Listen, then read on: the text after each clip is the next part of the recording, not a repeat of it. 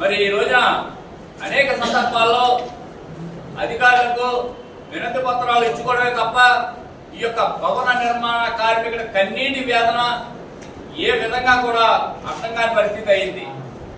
మరి ఈ రోజున ఏదైతే ఈఎస్ఐ హాస్పిటల్ ఉన్నదో కార్మికులకు ఒక వరం లాంటిది, ఆరోగ్య రీత్యా భద్రతా దృష్ట్యా కార్మికులకు ఒక వరం లాంటిది. అటువంటి ఈఎస్ఐ సంబంధించి మరి గతంలో సుమారుగా 3 నెలల నుంచి మందులు లేవండి. 3 నెలల నుంచి మందులు లేవు.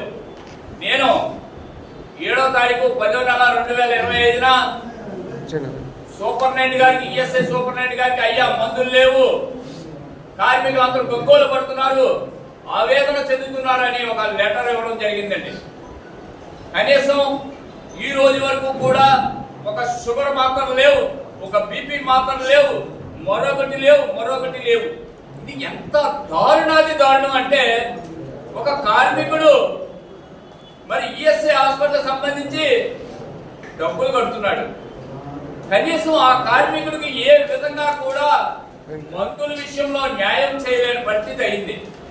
అయ్యా కార్మిక శాఖ మంత్రివర్యులు వాసంశెట్టి సుభాష్ గారు, మేము ఈ సందర్భంగా మనం చేస్తున్నాం. గత 6 నెలల కిందట మరి ఈఎస్ఐ హాస్పిటల్లో తనిఖీలు చేసిన వారు, చాలా సంతోషం.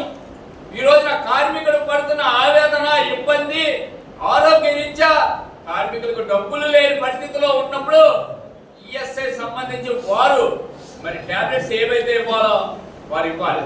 కానీ ఒక్క టాబ్లెట్ కూడా లేని పరిస్థితి అయింది.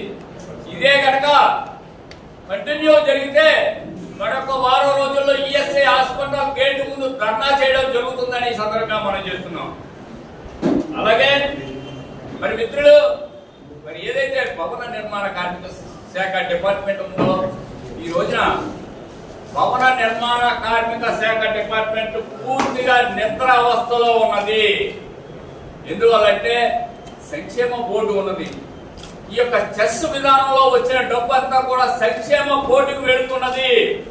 ఈ రోజు వరకు కూడా సంక్షేమ బోర్డులో కోట్లాది రూపాయలు ఉన్నాయి. 1 రూపాయి కూడా ఈ రోజుకి వచ్చి కూడా దీన్ని ఎసులుబాటు చేయకపోవడం చాలా అత్యంత దారుణం అని ఈ సందర్భంగా మనం చేస్తున్నాం.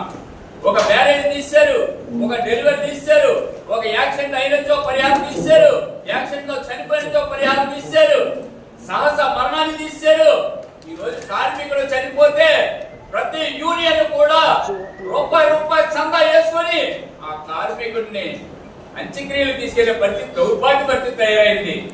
మరి ఎప్పటికైనా సరే ఏదైతే గౌరవ ముఖ్యమంత్రి వాళ్ళు కావచ్చు, మరి పవన్ కళ్యాణ్ గారు కావచ్చు, గౌరవ ఉప ముఖ్యమంత్రి వర్యులు ఏదైతే మేనిఫెస్టోలో మీరు 100 రోజులు మేనిఫెస్టోలో చెప్పి ఉన్నారు, తమ్ముళ్ళు నేను వస్తా, గత ప్రభుత్వం మోసం చేసింది, మేము మోసం చెయ్యం, ఖచ్చితంగా అమలు చేసి తీరుతామన్నారు. 100 రోజులపై 2 సంవత్సరాలు అయింది. ఈ రోజు వరకు కూడా ఒక్కడు కూడా విడుదల కాలేదే. ఇది ఎక్కడ? ప్రతి కార్మిక శాఖ డిపార్ట్మెంట్ కూడా, ప్రతి కార్మికుడు కూడా పిఓసి కార్డు 110 రూపాయలు కట్టించుకుంటున్నారు, 60 రూపాయలు రెన్యువల్ కట్టించుకుంటున్నారు. ఈ సొమ్ము అంతా కూడా సంక్షేమ బోర్డు కట్టలేదా అని అడుగుతున్నా. మేము కట్టే బిల్డింగ్లు అమరావతి అవ్వచ్చు, చుట్టుపక్కల ప్రాంతాలు అవ్వచ్చు, మరి చంద్రబాబు నాయుడు గారు ఏదైతే గృహాలు కడుతున్నారో ఇవన్నిటికీ కార్మికులు చేయట్లేదా అని అడుగుతున్నా. ఈ సొమ్ము అంతా కూడా ఒక చెస్ రూపంలో మీరు వసూలు చేస్తున్నారు. ఈ డబ్బు అంతా ఎక్కడికి వెళ్తుంది? ఎవరి జోబులోకి వెళ్తుంది?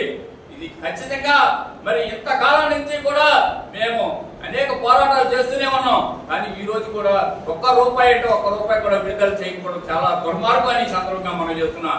ఎప్పటికైనా ఆలోచన చేయండి. ఏదైతే మరి ఇతర రాష్ట్రాలు ఉన్నాయి, ఓ పక్క ఉత్తరప్రదేశ్ ఆదిత్య యోగినాథ్ మహానుభావుడు ముఖ్యమంత్రి వర్యులు, ఆయన ఏదైతే కార్మికులు పిల్లలకి మ్యారేజ్ అయితే 65,000 రూపాయలు ఇస్తున్నారు. అది ఎస్సీ వాళ్ళైతే 80,000 రూపాయలు ఇస్తున్నారు. ఇలాగ అంచెలంచెలుగా వెళుతుంది. మరి ఈ మధ్య కాలంలోనే మిత్రుడు తెలంగాణ ముఖ్యమంత్రి వర్యులు రేవంత్ రెడ్డి గారు, వారు కూడా అనేక సంక్షేమ ఫలాలు వారు కూడా విడుదల చేయడం జరిగింది. మరి ఈ రోజున ఆంధ్రప్రదేశ్ లో ఒక్కటి కూడా విడుదల చేయకపోవడం చాలా బాధాకరమని, దీని తక్షణం అమలు చేయవలసిన బాధ్యత ప్రభుత్వాల మీద ఉన్నదని ఈ సందర్భంగా మనం చేస్తున్నాం. అలాగే ఈ శ్రమ్ అనే కార్డు, ఈ శ్రమ్ కూడా చాలా దారుణాతి దారుణం. 2022లో మరి అప్పటికి నిలిపివేశారు ఈ శ్రమ్ పోర్టల్. మరి ఈ మధ్యకాలంలో మిత్రులు కార్మికులు ఎంతో మంది రోడ్లపై పడి చనిపోయి ఉన్నారు. వారికి ఈ రోజు వరకు కూడా ₹1 అంటే ₹1 కూడా శాంక్షన్ కాని పరిస్థితి తయారైంది. 2025 వచ్చేసింది కానీ ₹1 కూడా శాంక్షన్ కాలేదు. అలాగే కార్మికులకు మేము ఏవైతే అడిగామో మరి గతంలో టూల్ కిట్ విధానం ఉండేది, అవి కూడా ఇంతవరకు లేవు. ఈ మధ్యకాలంలో కార్మికుడికి ఒక భరోసా ఇచ్చింది ప్రభుత్వం, నగరపాలక సంస్థ వారు. మెప్మా లోన్ ఇస్తాం, యూనియన్స్ అన్ని కూడా అలర్ట్ అవ్వండి అంటే మేఘాల మీద అలర్ట్ అయ్యాం. కానీ ఇప్పటికీ 11 నెలలు అయింది. 6 నెలల్లో లోన్ ఇస్తామని ఘంటాపథంగా చెప్పి అనేక మంది యూనియన్ని మొబిలైజ్ చేశారు. మీరు అనేక మంది యూనియన్ని, ట్రేడ్ యూనియన్ కావచ్చు, గ్రూపులుగా ఏర్పాటు చేసి మరి ఈ రోజు వరకు కూడా ₹1 కూడా దానికి మొబిలైజ్ చేయలేదు. నేను కమిషనర్ గారికి లెటర్ పెట్టా, అనేక సార్లు తిరిగాం, కానీ ఇప్పటి వరకు కూడా దాన్ని ఒక పరిగణలో తీసుకోలేదు. ఇప్పటి వరకు కూడా ₹1 కూడా మీరు మొబిలైజ్ చేయలేదు. మెప్మా అధికారులు అడిగితే ఇదిగో అంటారు, పీడీ గారు రాలేదంటున్నారు. పీడీ గారు వచ్చి 3 నెలలు అయింది, కానీ ఈ రోజు వరకు మెప్మాలో ఉంది ఇంతవరకు కూడా విడుదల చేయకపోవడం చాలా బాధాకరం. ఇప్పటికైనా ఆలోచన చేయమని నేను సందర్భంగా మనం చేస్తున్నాం.